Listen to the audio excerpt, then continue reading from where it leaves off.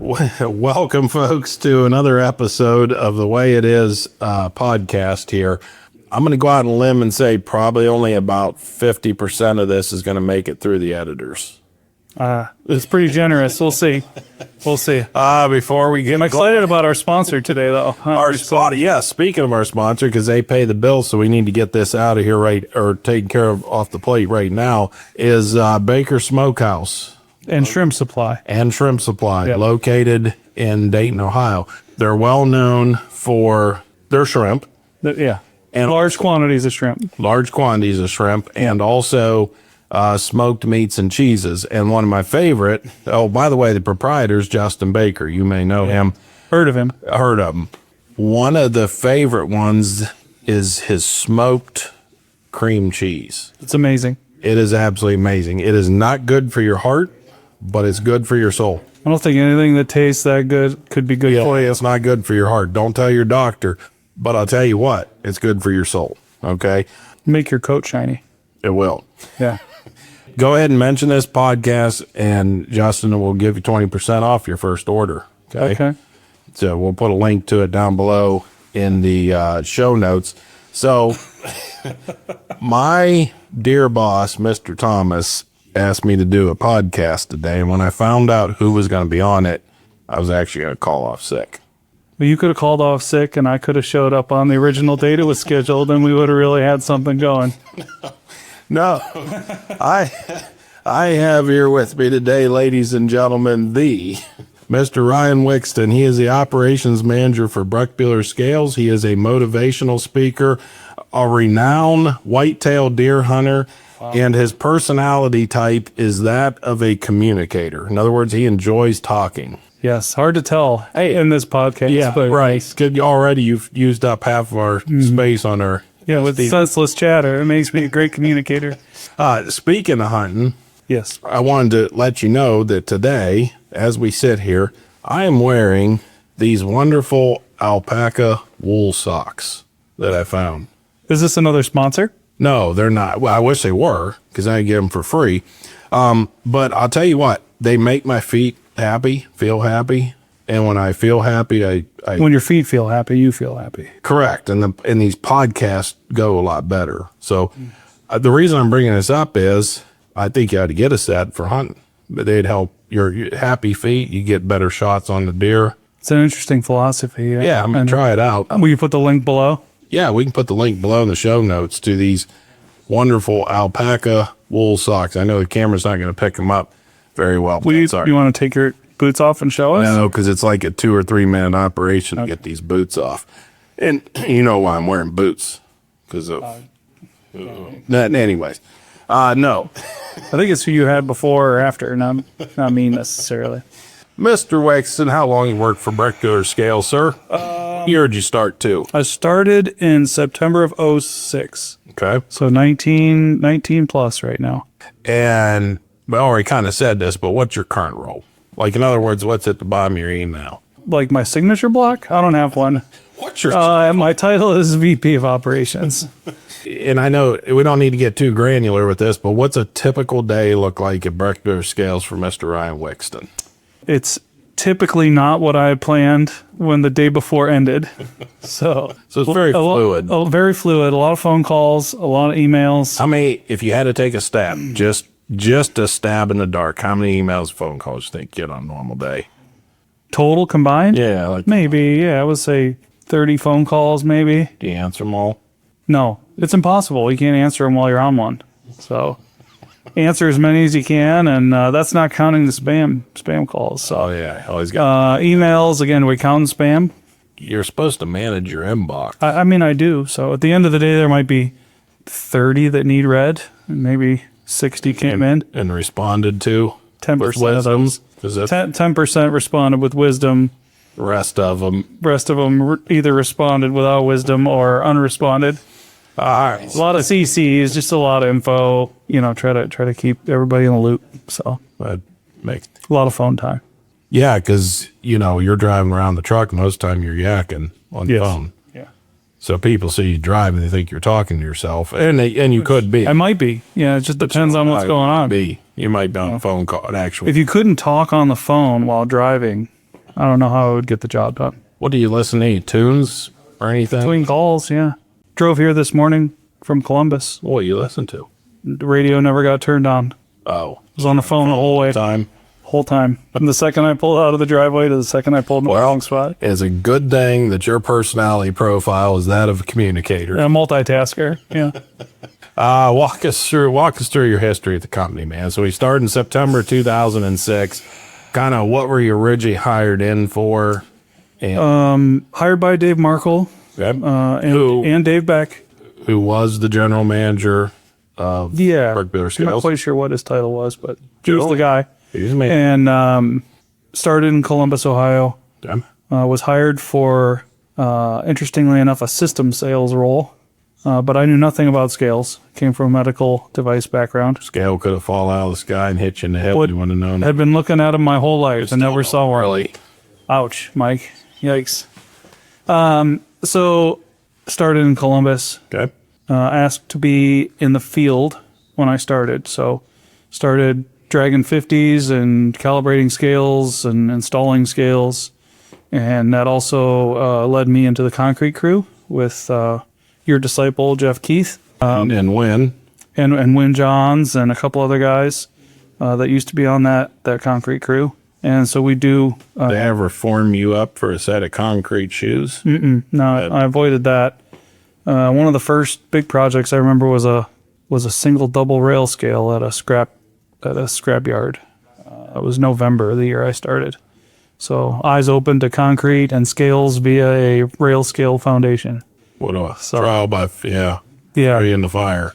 Got to know Jeff Keith real well. You ever seen Jeff Keith throw his hard hat?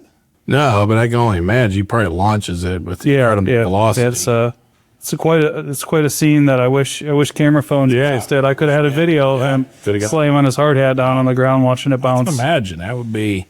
We learned a lot on that foundation. I learned a lot. Did the hard hat leave the hand along with a string of? There was some communication, and the hard hat left the hand and went up into the air. Gotcha. And then, of course, came back down. All right, so we can visualize So that. you get the idea. So spent some time with them, poured foundations, modified foundations, worked as a scale tech, and then just kind of, let's say mid-spring, kind of worked my way back into a sales role. And I think back then we learned that systems sales was tough to do without knowing all the other scale products. And so I ended up getting all wrapped up in floor scales and truck scales and all sorts of different applications. And we did some, with Mr. Foley, we did some grain loadouts and some weighing applications with barcodes and all sorts of things like that. Really cool stuff. And so I did that for, I don't know, it feels like a long time, but maybe 6 months. And it was 2 years, 2 years. July of 2008, ended up in Dayton. Commuted from Columbus to Dayton. As the branch manager? I moved over there titleless. I'm sure you're familiar with how that goes. And did some sales and, kind of got the shop squared back away. Ended up as the branch manager in Dayton. And ran a tight ship a year.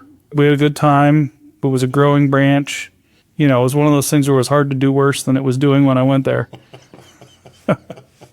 So found some great employees like Justin Baker, and over the years hired him as a scale technician in Dayton.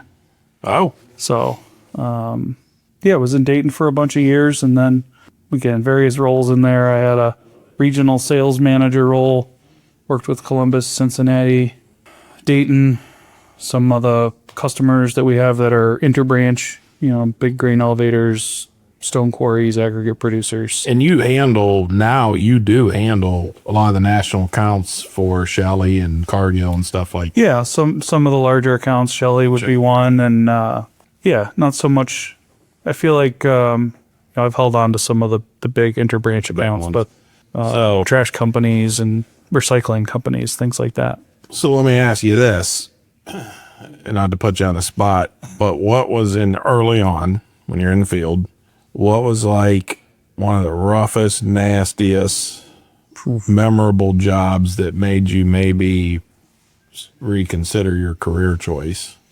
I don't know that I had one that made me reconsider, but there were some interesting situations back in the day in Columbus. It was always kind of fascinating to me all the places scales were, which I think is what really captivated my interest early.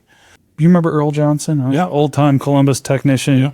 I remember going to a rendering plant with Earl. Explain a rendering plant for our viewers. Everything except the edible parts of an animal. It's one of them places, if you know you're going, you carry a can of Vicks and you don't pack any meat in your lunch. Yeah, it's a fairly stinky operation. So to add some color, it was July at a rendering plant in Columbus, downtown Columbus. So dead Pit scale. Oh, so it would have any residual. Yeah, there was nightmares full of surprises once you open the manhole covers. I'll never forget the smell. Use an air monitor, check the air before you got in. Oh, of course, we always did back then. Yeah, I think I was the air monitor. That's why Earl sent me in there first. Got in there, Wicks. Get down there, kid, and see if you come back out.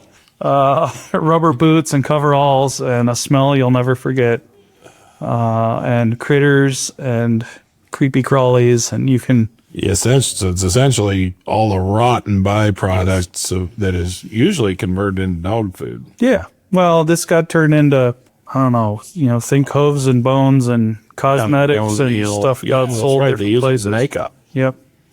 So think of trucks pulling on the scale, dripping things out the seams, and that would oozing fluids. That would end up in the pit. So yes, I remember that vividly. I remember a couple of pretty gangly installations, rainy, cold days, windy, rainy, snowy, but great crew back then. And that concrete experience helps you with operating Brechbuhler Industrial Circuits now with Dave and his gang. Yeah, a little bit. I think you do it long enough, you're forced to learn foundations. Telling you something, you know whether he's full of it or not. I think he constantly tests me. What? We should get Dave on here. We should get Dave on here. That would be fun to scope out his career working for Mr. Wiksten.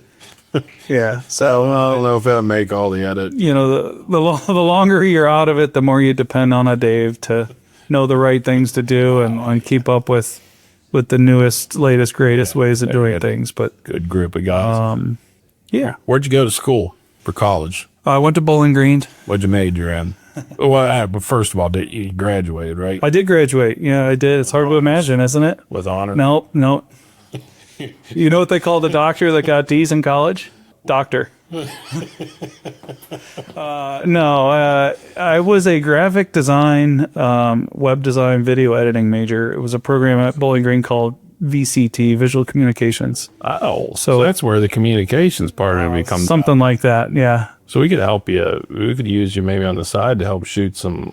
Yeah, good. Have a look. Sure. Yeah, I would love to help. Yeah, this was a sort of a business-minded graphic design kind of a degree. So I used that for a couple of years after college, and someone, a previous employer, told me I would make a great salesperson, and so I ended up selling, and the rest is history. So I know just enough to make a marketing department crazy these days. How many miles you put on your truck a year moving around? I don't know. 50, 60? Yeah, I'd say 40, 50. Yeah, because your job is mostly... Yeah, it's out and about. Love being out at the branches. You couldn't sit behind a desk, could you? No, I'd lose my mind. I'd say right now it's a couple days a month I get to sit at a desk. And that's a good point. The favorite part of my job is going to the branches. There are some really good people that work. We're blessed with a bunch of really great folks. Big time, man. I don't think we realize it until you actually get out to the branches.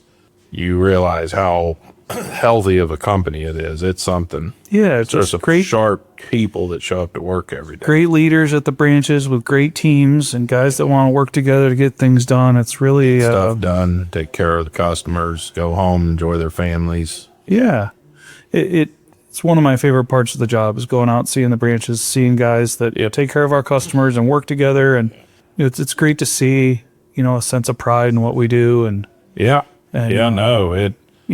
talk about the backbone of the economy and scales and everything being weighed in production or sold. And you just kicked off something in my mind that in 2024, and we'll probably talk about this again in another podcast, 86 million tons of coal were mined in the state of West Virginia. Kind of talked to those guys, and the majority of that coal has come across the Brechbuhler scale.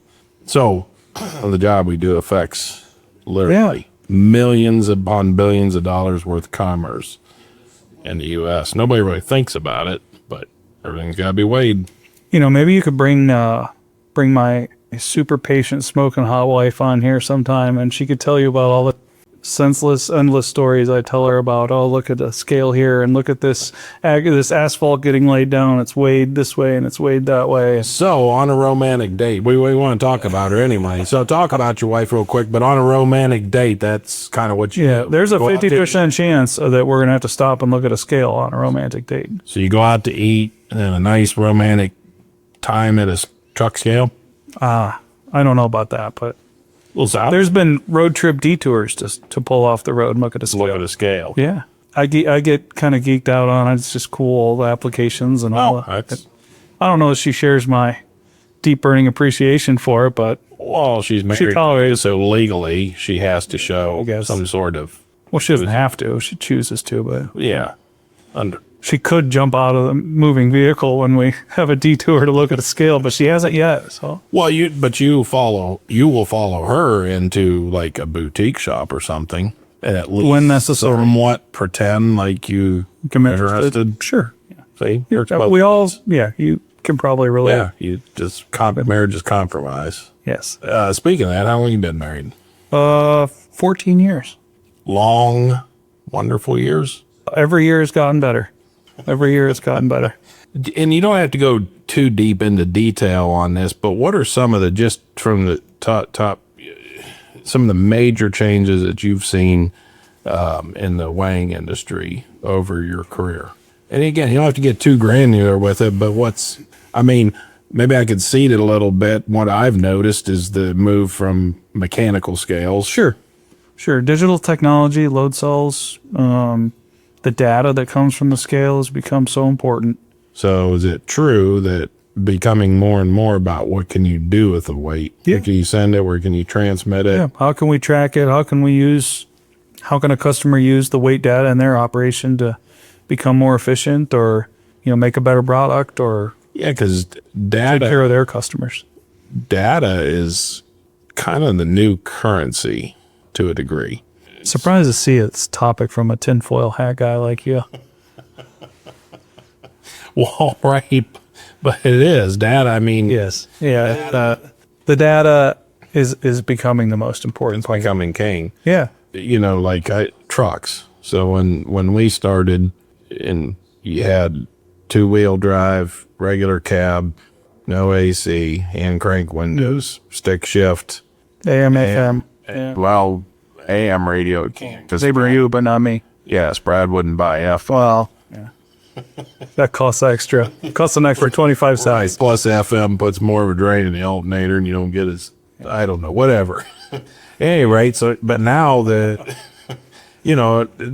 test trucks, the pickup trucks and everything, extended cab pickups, automatics, creature comforts. The tools are changing. Yeah, the tools are changing. No more brass hammers and pivots and bearings, and talking about voltmeters and laptops and even the trucks. You have some of that? I'm just kidding. It's not necessarily water. So you may not want it. Yeah, the tools have changed. I think getting more from the scale has been a change in the industry. More information. It's not just about an indicator with a weight. It's where's that weight getting set, how's it getting processed, how we collecting the data, so forth and so on. Yeah, I think also our capacity to fix customer scales has become more important. The shifts in the business with mom and pops folding up or rolling into other companies, that relationship with our customers is important. It's from a technician, sales, management standpoint. So understanding their needs is important. So let me see if I can articulate this correctly. If I'm hearing you, our customers, for the most part, now there's some of them that they don't care how the scale gets fixed, just somehow I need weight. Yeah. But a lot of them still want the old school business relationship. They want they want somebody who's knows their business, somebody they've had a relationship with for a long period of time. They want folks to show up that know what they're doing. So they still value that tight kind of old school business relationship. And that's the field we need to stay in instead of a cold corporate. Yeah, the family-owned feel is important. I feel like big time gets portrayed to our customers, and then to tie back to visiting shops, these guys, not that it's necessary, but some of them hang out on the weekends and help each other with projects, and that family feel trickles down into the company culture everywhere. Let me ask you this, and I don't want to I'm not trying to be generational here, but I already started laughing. But I imagine where this is going. It's safe. It'll make it through the editors, I think. But no, our customer base is the Gen Z, which would be your 20-year-olds, and your millennials, which would be your 30-ish-year-olds. Those are the shakers and movers now. Those are the shot callers at our customer locations. So what do you think Brechbuhler kind of needs to do to make sure that we stay attracted to them? Because they communicate differently. They don't always want to pick up a phone and yeah, I think communication aside, people still want to go to work where they make a difference, where they have an impact, where their impact is beyond like finishing this specific task. And so I think we portray that to our employees. You're fixing this scale. It helps this customer make this product that serves many people. So good people want to be part of something better than themselves. Yeah, and I think our family feel helps that. I think that's an important thing to put forward is, this good company with a good family feel where we have these relationships with these customers. Now take that and go to the customer side as the shot callers at our customer sites. The Gen Z millennials become the managers at our customer sites. What does Brechbuhler Scales need to do to kind of meet them where they're at or be more attractive to them? I mean, as far as like maybe communication, like an app, do they respond to? I think there's a bunch of options we could do to tailor our approach to the younger generation. With they're big on technology, right? Yeah, I mean, remember when it was a big deal to have a website? Now it's what does it do? And now do we have an app? And can I, think about an experience you had with another service company, a windshield replacement or whatever, you're getting updates. I think that's going to be critical for the young generations, the technology, the app experience, because everything else that they do is on an app. So we still got to give them old school quality service, no arguments there, but maybe the way that we interface with them is a little bit different. We maybe up the ante a little more on the technology side of it, because technology is a big thing. People will spend. Sure. I think if we can provide the technology and the tools that this younger generation wants, I think they also want to buy into a company with a rich history. Agreed. I think we have a great story. Yes. Of family ownership and longtime employees. And I think that this younger generation wants to buy into that. They're looking for something real. Yeah. Because there's so much fake out there. There's so much of a facade, and they want something real. Yeah. I think they can. You're right. They can buy into a rich. We latch onto that. We haven't changed hands. We haven't changed. I mean, we changed the way we do business, but at our core, our values have been still the same. Yeah. And I think an identity is important too. This is who we are, and this is what we do. And that's where the American grit comes in. Sure. This is what we are. Yep. I want to talk a little bit more about that in a sec. But marketing to our younger generation customers, do we need to shift that a little bit more to maybe say YouTube, social media, short form video, stuff like that? Or they're maybe not going to necessarily read a brochure, correct? Right. If I can get a quick video, short video. Bullet points or a quick video, or I think the days of, you think back to I assume we're close in age here, but parents or grandparents sit down and read the whole newspaper. Now we're thumbing through a phone, and if I see something looks interesting, it'll captivate my interest for 15 or 30 seconds, and I'm on to the next thing. I think that's just going to continue to be the way it is. Yeah. The marketing has to go down that. I got you. And you don't have to get too green on this kind of open-ended question, but if you're out and about and you get asked by a customer, why Brechbuhler? Why should I buy a Brechbuhler scale? Or why Brechbuhler? Like I mentioned, it's the history. It's outstanding training for our technicians. It was a compliment. Take it. It's a rich history. It's an established company. It's you're going to be here when I need you. I can call you. You're going to come fix our stuff. It's the dependability factor that comes with Brechbuhler. I'm partial. We're the best at what we do. I think we have great people, and we continue to educate our people and train our people so that they continue to be the best. Yeah, and invest in. One of the things I told the Brechbuhlers, they had the misfortune of being in a class in here, in a training room. It had to be tough for them. No, but on a serious note, I told them, I said, what people see is the investment back into the company. Sure. So it's not draw resources out, suck the company dry. It's a continual investment back into the company. Yeah, and I feel like there's a shift in our customers where they want to know we're going to be here, and they want to know that we're going to be able to take care of them. And so that history, I feel like, applies. So if you're buying a product from me, I'm going to be here 10 years, 15 years later to continue to provide support for that product, not just lob it at you and run. Correct. Gotcha. Yep. And you don't got to get too granular with this, but take Brechbuhler, BTEC, ICS. Where do you see that? Extrapolate that out 10, 20 years from now. Where do you see? I can't see that far, Mike. Your vision's short. Yeah, I'm focused on getting through today and maybe the next Get couple through of this days. podcasting. Get through the podcast, and I'll be okay. I think it's trying to control our own destiny, right? So we have good technicians. We can fix and calibrate scales. We have great manufacturer that makes a great product that we can represent. And then we have the tool calibration side of the business that, we've been walking by for years, that our customers have these things. And so, great potential in all three places, I think, to grow products and then grow service on the Brechbuhler and ICS side. We're kind of a one-stop shop. So let's just use a truck scale. We can build your foundation. Sure. We can build your scale. We can install your scale. Then we can provide and maintain any automation that you want with that scale. Yeah. What do you want to do with the data? What do you want to do with the data? And then we can continue to maintain and calibrate that scale. And if something breaks, get to you quick and get it repaired. Sure. And then with the ICS side of it, if you have other gauges, other equipment, we can also maintain and calibrate that. So for all your weighing and measuring needs, it's a one-stop shop. You're not dealing with all these multiple different entities to get something done. I feel like that's attractive to customers too. There's something out there in the world that makes them want to condense a vendor list, and it's a good opportunity for us to provide all these different things. All right, now I'm going to put you in a scenario here. Great. Because you deal a lot, especially down in Columbus area with farming, big farms. Okay. You do. You stay with your hypothetical story here. Let's see how this goes.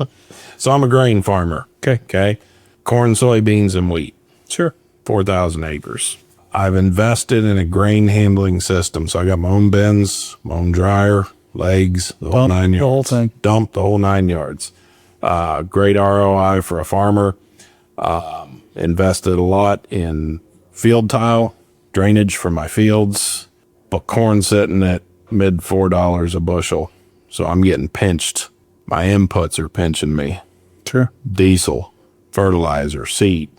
But I keep hearing, and other farmers keep telling me, you need a scale for your grain operation. Sure. So that you can better know or better manage how much grain that I have. Sure. Yeah, I'm getting my yields off the combine. I get that. I'm putting that data together, but the scale allows me to know exactly how much grain is on site. It also allows me to make sure that when I ship grain, that what I ship is what gets received. Sure. There's no... You want to trust the elevator, or do you want to know what's in the truck before you leave? What's in the truck? What do you tell somebody who's kicking that tire of not only putting a scale at their larger farm, but maybe also farm software that we do?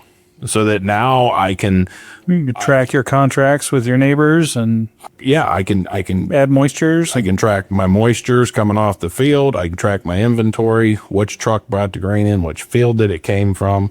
So I can get very, very granular on this data so that I can fine tune my operation. What would you say, Tom? Maybe that lets you track the production between a field you tiled and a field you hadn't. Correct. I mean, I see my yields coming off the combine, but that scale allows me to get very, very granular. It gives me exact. Because you can tie in the moisture meter. Yep. I mean, what do you say to? It seems like you should be selling scales to Well, I mean, farmers. You just think about it, and so okay, what's the solution if B-Tech Brechbuhler? Sure. If I put a B-Tech scale in at my farm, how long is it going to last me? What would you say?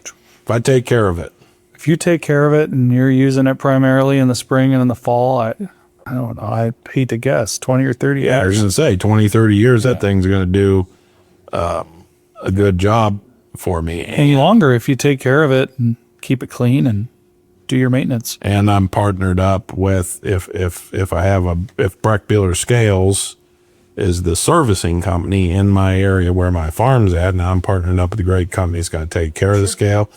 Even if it's a B-Tech dealer, you're still going to have a great partner. Yeah. And then you have, again, the technology. What can we do with that weight coming off of that scale? Sure. How can I use it to better You track inputs versus end results. And manage my farm? yeah.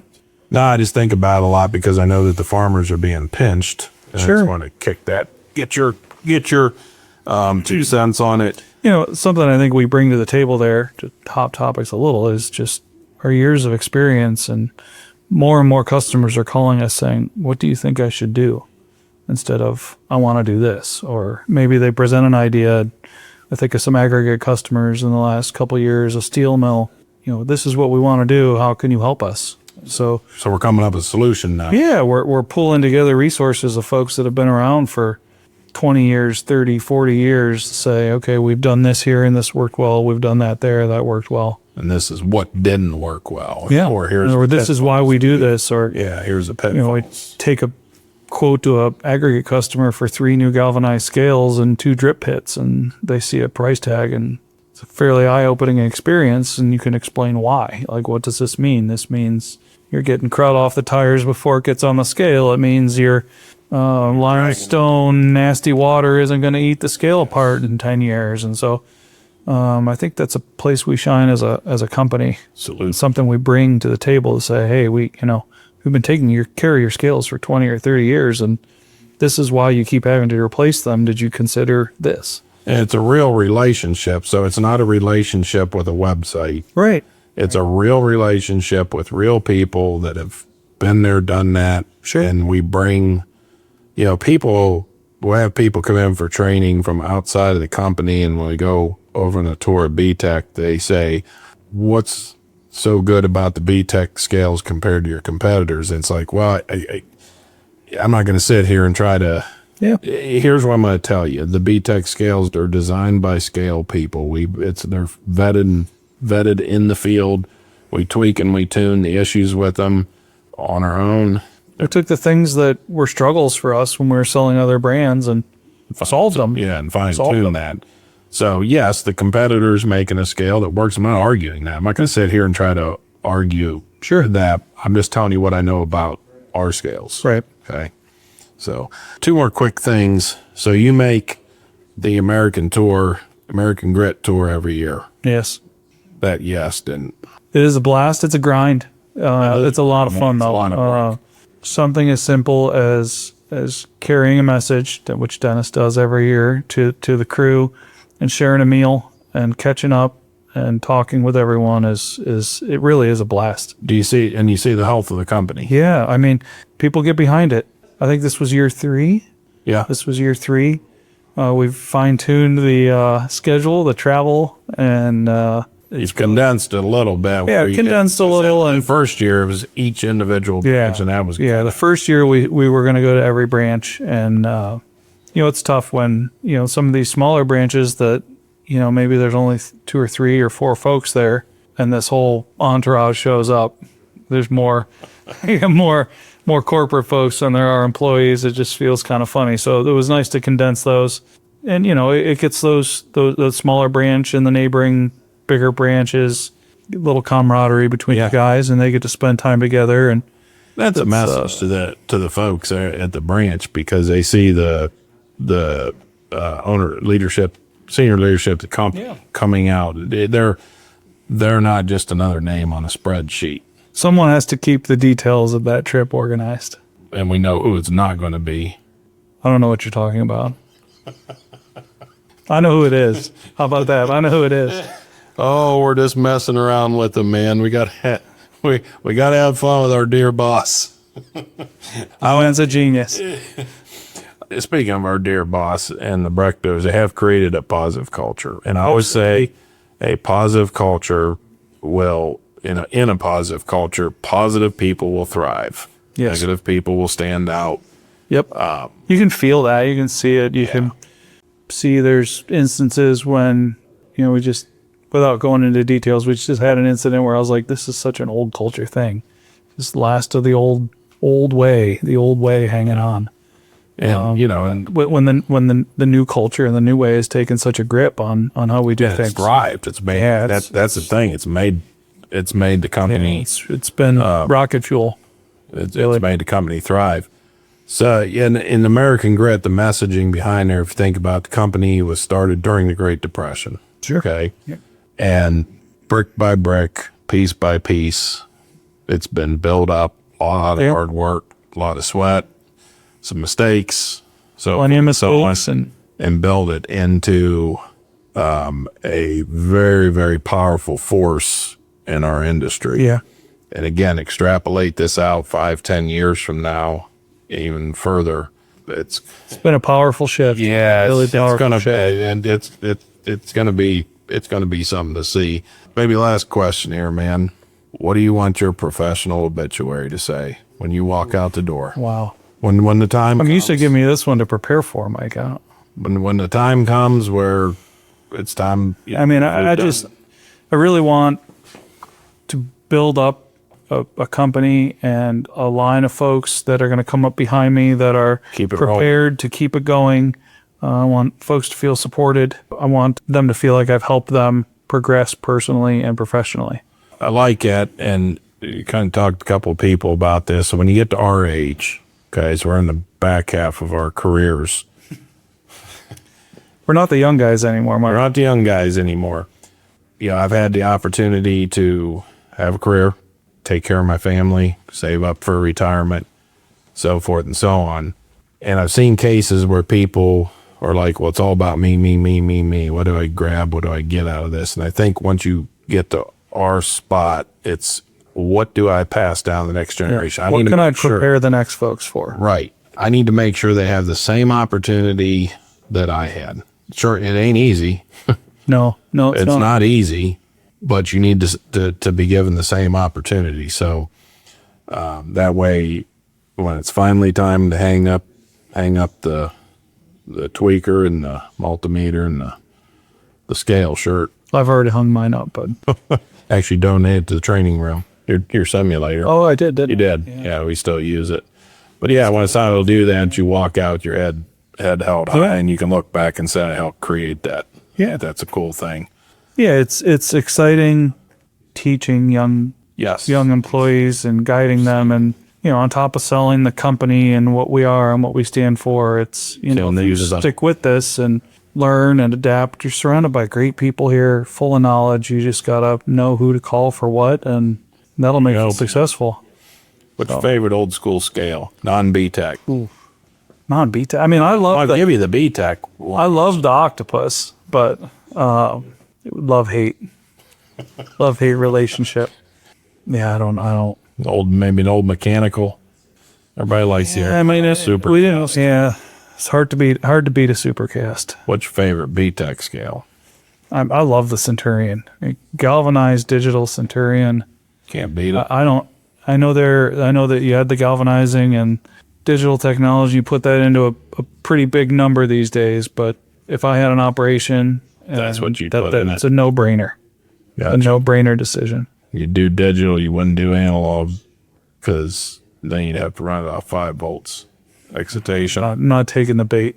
All right. You're not Taking the bait. You can't even run an analog scale on 5 volts, right, Mike? You have to pull that. You have to pull that out. that out. You have to pull that out. No, just kidding. All right. Mike told everyone that, hey, everyone. Mr. Wiksten, Yeah, thanks, Mike. it has been a pleasure, man. Yes, it has. I think most of this will make it past the editors. I don't know. We'll see. There might be a couple things the boss has to pull out, but Does the audience know that you can't run an analog scale on 5 volts excitation? I heard that in a training course somewhere. I don't know where it was. yeah, I'm looking forward to Mr. Baker with some of his smoked cream cheese. Yeah, hopefully for I hope he knows that's what I want for Christmas this year. yeah. So we're gonna be expecting big things when we go down this year for MSHA, since we gave him a spot. Yeah. He's also a pizza maker and a heck of a smoker operator. I've seen the guy polish off like a plate of shrimp once. Man loves shrimp. I mean, I do too. Yeah. I guess I could maybe do it. Is late. it appropriate at a social event to have a 3-pound plate of shrimp in front of you? What was his piece per minute? Like, It was feet quick. per minute. It was quick. I think there were some other folks there, maybe Sean, and Dennis was definitely there. And I think we looked away for a second and came back, and it was just a plate full of shells. Now, was he washing it down with spirit as I don't recall. I do not recall. because you I do not recall. recall. I do not recall. That's I do not recall. there's the term for that. I forget. A plausible deniability. I do not recall circumstances of the shrimp plate. All right. Quick. Thanks, Mike. Appreciate it. Thank you.